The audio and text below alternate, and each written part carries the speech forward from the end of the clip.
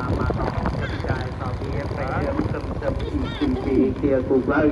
ដែលលោកបានធ្វើមានអាសាទៅកាន់លោកខាងមកហើយនោះសូមអស់លោកបណ្ដាលតែខ្សែមកទីនេះដើម្បីទទួលស្គាល់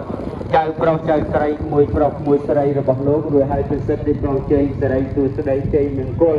ពីបរិសុទ្ធដល់ចៅប្រុសចៅស្រីមួយ